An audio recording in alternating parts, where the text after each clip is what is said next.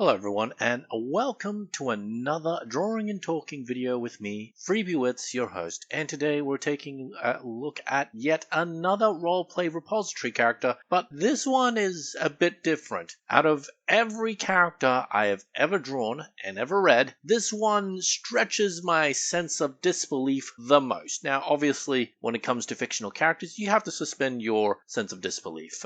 Flying dragon person, okay, it's a fantasy world. I've got to sort of try and believe it. Detective with the robot hand, whatever. I've drawn literal gods. I have drawn AIs that are indistinguishable from human beings, AIs that have been stuck in toasters, magical creatures that can turn into other creatures, all that stuff. And yet, this character, Starla Baxter, is the most unbelievable one for me. You see, Starla Baxter isn't just a high school cheerleader in the 80s, she's also in a rock band, she's also a pilot, she's also popular, as being a cheerleader would make you, I suppose. But here's the biggest thing. In the 1980s, in high school, as a popular person, she also plays Dungeons and Dragons. Look, I get it. Fantasy characters, on some level, sometimes have a bit of wish fulfillment in them. It's just, this is so painfully blatant, and I know it sounds like I'm criticizing the character, and I kind of am, but not in the way you might think. I don't think it's a bad character per se, I just think it's very unbelievable. And yes, once again, this is from someone who's drawn and read about toasters who have AIs in them, and characters who are teleporters, immortal god beings. You get the idea. It's just, I think the reason why I find Starla Baxter so unbelievable is because at her base level, she's very believable. She's a high school character, cheerleader in the 80s, that sort of thing. It's just this one little detail. Playing Dungeons and Dragons. Look, I love Dungeons & Dragons, and in the year of 2022, I like to think playing Dungeons & Dragons is a reasonably open and accepting community / it's pretty normal for people to be into it, or at least interested in Dungeons & Dragons. It's just in the 80s, and a quick Google check tells me that this is roughly when Dungeons & Dragons was more or less first invented.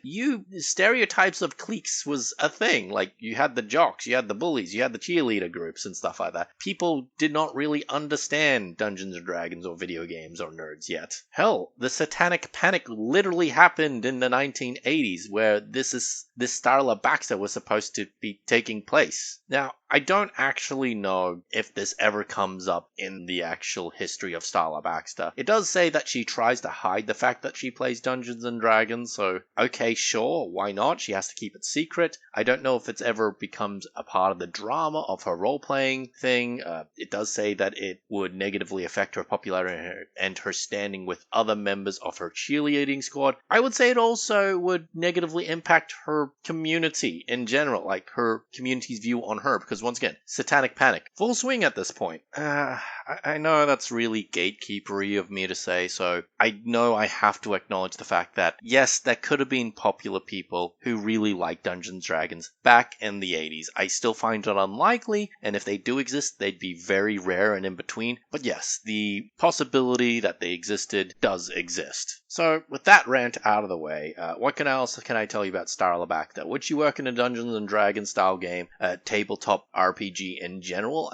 Yeah, I guess so. I mean, she's literally a pilot, she's a cheerleader. Academically, it doesn't really mention anything, but she does like Dungeons & Dragons, so you can go really meta into this if you really wanted to. Alright, your character Starla Baxter sits down at the table and pulls out her d20s. Would she like to roll the d20 in real life to see what kind of d20 she rolls in the game? Honestly, it's a bit much. As for LARP characters, I've never heard of anyone LARPing a high schooler, at least not wholesomely. Don't look into that, please.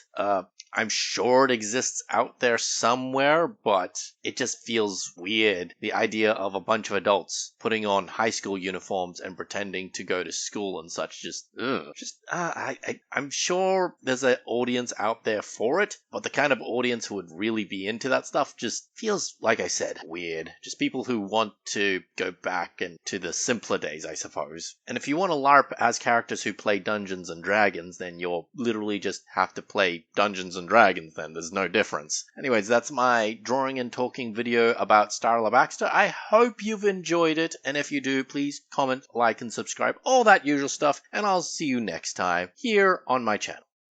Bye-bye.